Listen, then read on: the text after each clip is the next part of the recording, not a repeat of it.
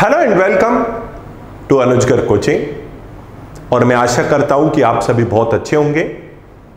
पिछले कुछ वीडियोस के माध्यम से मैंने आपको बताया था कि मैं लंबे समय से एक कॉन्सेप्ट के ऊपर काम कर रहा था, एक ऐसे कॉन्सेप्ट के ऊपर काम कर रहा था जिससे भारतीय इतिहास की आपकी समझ और भी ज़्यादा इंटरेक्टिव हो पाए। कहानी के माध्यम से आप पूरे इतिहास को समझ पाए। और जब भी किसी भी टॉपिक का, स्पेशली जब हम इतिहास की बात करते हैं, तो जब भी किसी टॉपिक का विजुअलाइजेशन कर दिया जाता है, उसमें आप लोगों के लिए वीडियोस और पिक्चर्स को ऐड कर दिया जाता है, तो उस टॉपिक को समझना आपके लिए काफी ज्यादा आसान हो जाता है। तो आज के इस वीडियो में मैं आपसे बात करूंगा आखिरकार ये ग्राफी क्या है, आप लोगों को इसको क्यों, आप लोगों को इससे जुड़ना चाहिए, और साथ साथ मैं आप लोगों से मॉडर्न इंडियन हिस्ट्री के कुछ टॉपिक्स के ऊपर भी बात करूंगा। तो सबसे पहले मैं आप लोगों को बताना चाहता हूं, इस पूरे ग्राफी में मैंने मॉडर्न इंडियन हिस्ट्री के 13 चैप्टर्स को कवर किया है। 13 चैप्टर्स इसमें मैंने कवर किए हैं। शुरुआत आपकी होती है 1857 की क्रांति से, 1857 रिवोल्ट से। जैसा कि आपको पता भी होगा, 1857 की क्रांति से भारत के राष्ट्रीय चरण की भी शुरुआत होती है, इंडिया के नेशनल फेज की भी शुरुआत होती है। हालांकि कई सारे इतिहासकार ऐसे हैं जो 1857 की क्रांति को, 1857 रिवोल्ट को एक राष्ट्रीय क्रांति का दर्जा नहीं देते हैं, एक नेशनल रिवोल्ट से उसको जोड़ के नहीं देखते हैं।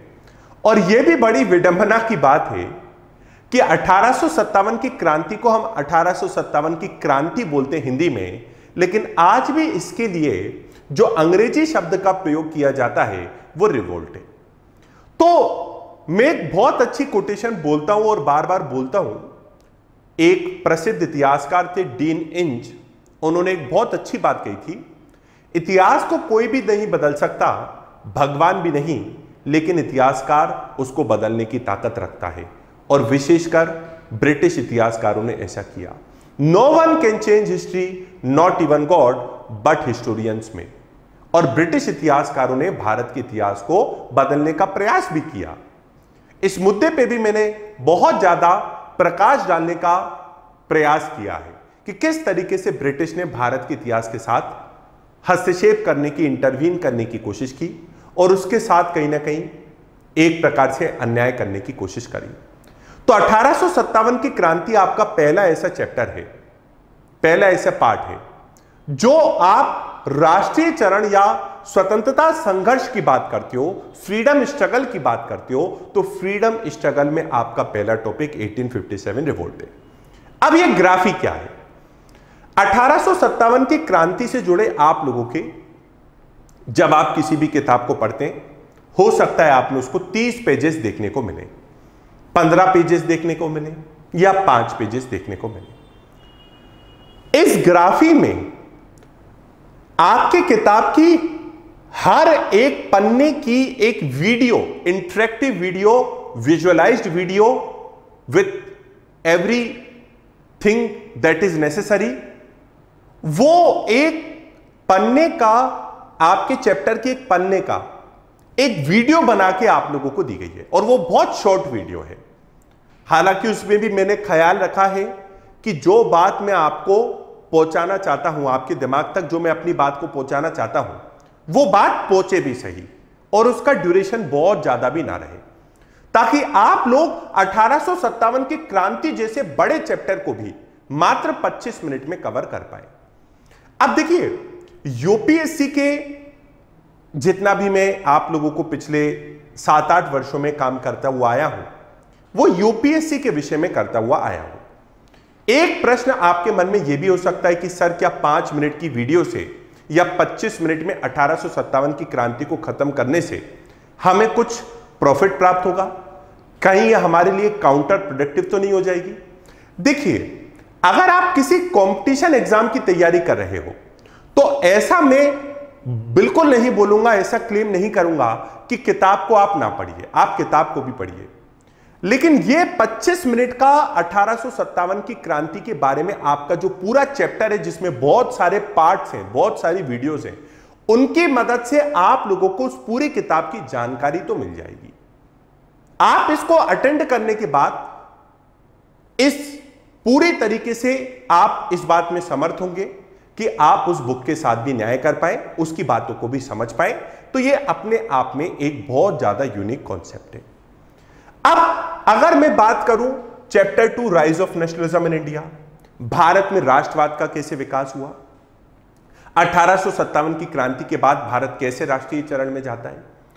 और मित्रों, पढ़ाने के क्रम में कुछ ऐसी भी बात होती है, आप किसी एग्जाम की तैयारी कर रहे हो, आप किसी इतिहास की बुक को पढ़ रहे हो, तो पढ़ाने के क्रम में कुछ ऐसी भी बात होती है जो इतिहास विषय या इतिहास में काफी ज्यादा महत्वपूर्ण जानना है, लेकिन हो सकता है आपके एग्जाम के प्रोस्पेक्टिव से उसको जानना इतना महत्वपूर्ण ना हो। लेकिन आपके एग्जाम से उन बातों का संबंध नहीं है, तो क्या वो बातें करी ना जाए, क्या अपने ही इतिहास को समझा ना जाए। तो ये थोड़ा स्कोप क्रिएट हो जाता है।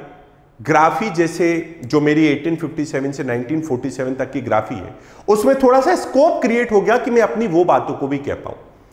जैसे मैंने वहां पे गांधी जी के बारे में जब मैं चर्चा कर रहा था, तो मैंने वहां पे एक पॉइंट ऐड किया है कि गांधी जी की जब मृत्यु हुई तो वो अपने करियर के पीक पे थे, अपने करियर के शीर्ष पे थे। अब ये बहुत बड़ा पॉइंट मैं बोल रहा हूं। एक इतिहासकार तो जवाहरलाल नेहरू का एनालिसिस करते हुए, का परीक्षण करते हुए बोलते भी हैं कि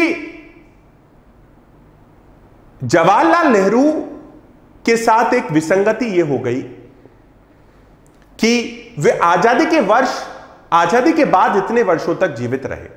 अब इसमें तो नेहरू जी कुछ कर नहीं सकते थे, लेकिन उस लेखक ने अपने इंटरप्रिटेशन को बताया कि जवाहरलाल नेहरू इतने वर्षों तक जीवित रहे, लगभग 14 वर्षों तक वे जीवित रहे जवाहरलाल नेहरू।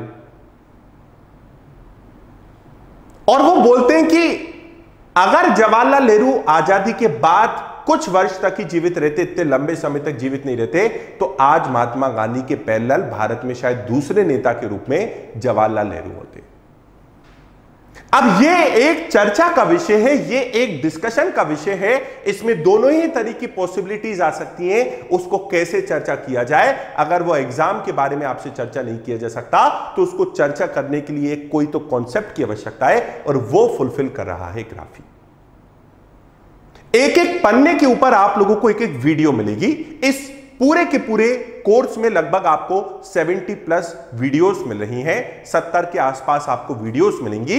वो वीडियोस शॉर्ट ड्यूरेशन की होंगी, बीच बीच में आप लोगों को पेजेस भी मिलेंगे, जिस प्रकार से आपको बुक्स में मिलते हैं। तो एक प्रकार से आप मान सकते हैं it is a replacement of book. ये किताब का एक विकल्प है। हालांकि यूपीएससी जैसे एग्जाम के लिए किताब का विकल्प नहीं होता है, लेकिन ये आप लोगों को, यदि आप किसी एग्जाम की तैयारी कर रहे हो, तो ये उसमें एक बहुत बड़े सप्लीमेंटेशन का काम करेगा। तो इसके शुरुआत के चैप्टर्स कौन कौन से हैं? 1857 की क्रांति, rise of nationalism in India. फिर मैंने बात की है establishment of Indian national Congress के बारे में। यह चैप्टर बड़ा इंपॉर्टेंट चैप्टर हो जाता है और विवाद का मुद्दा भी रहा है। कुछ ही दिनों पहले मैं न्यूज चैनल टीवी डिबेट में एक बात को सुन रहा था कि कांग्रेस की स्थापना तो एक ब्रिटिश ने की थी, सेफ्टी वॉल्व थ्योरी है, कांग्रेस की स्थापना के पीछे का कारण षड्यंत्र था। अब वो था या नहीं, इस बात की चर्चा की है। पार्टीशन ऑफ बंगाल, उग्रवादी और उदारवादी, किस तरीके से कांग्रेस के अलग अलग उनमें अंतर था।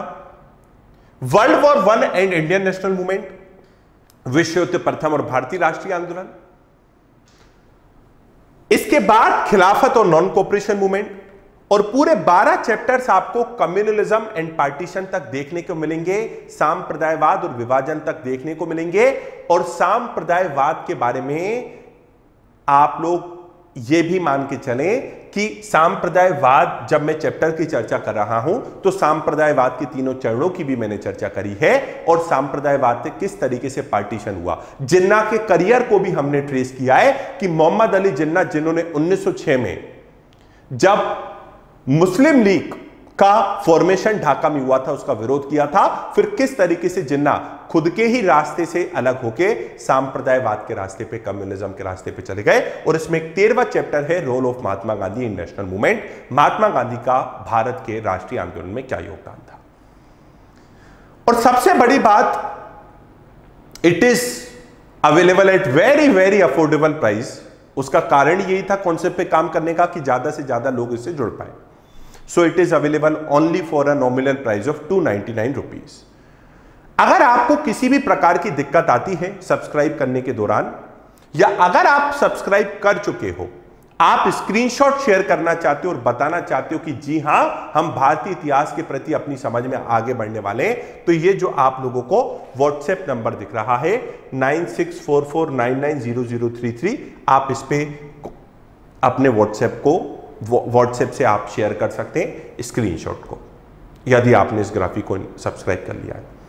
मैं आप लोगों के साथ स्क्रीन पे कुछ फीडबैक भी शेयर करना चाहूंगा। जिन अभ्यर्थियों ने जिन एस्पिरेंट्स ने इसको सब्सक्राइब किया है, इससे वो जुड़े हैं, आप लोगों को मैं उनका स्क्रीन पे आप लोग उनके फीडबैक को भी देख पा रहे होंगे।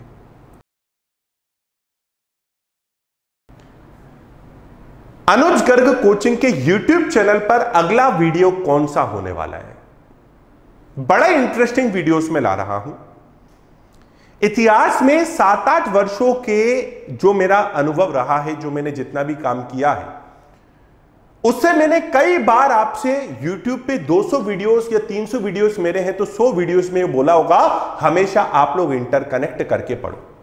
इतिहास को आप इकोनॉमी से जोड़ो, पॉलिटी से जोड़ो, सोसाइटी से जोड़ो, लेकिन बताया नहीं है कि कैसे जोड़िए, किस तरीके से इतिहास का संविधान में रोल होता है, सोसाइटी में रोल होता है। यूपीएससी में आप लोगों के पिछले 10 सालों में यहां से 15-20 क्वेश्चन आए हैं, जो मैं आप लोगों से टॉपिक पे बात करूंगा, भविष्य में भी आएंगे।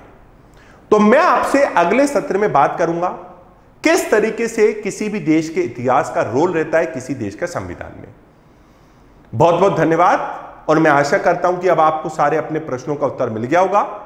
फिर भी अगर आपका कोई भी प्रश्न है तो आपके पास हेल्पलाइन नंबर है व्हाट्सएप, आप उस पर ड्रॉप कर सकते हैं और टीम आपसे कम्युनिकेट करेगी। बहुत बहुत धन्यवाद। जय हिंद, जय भारत।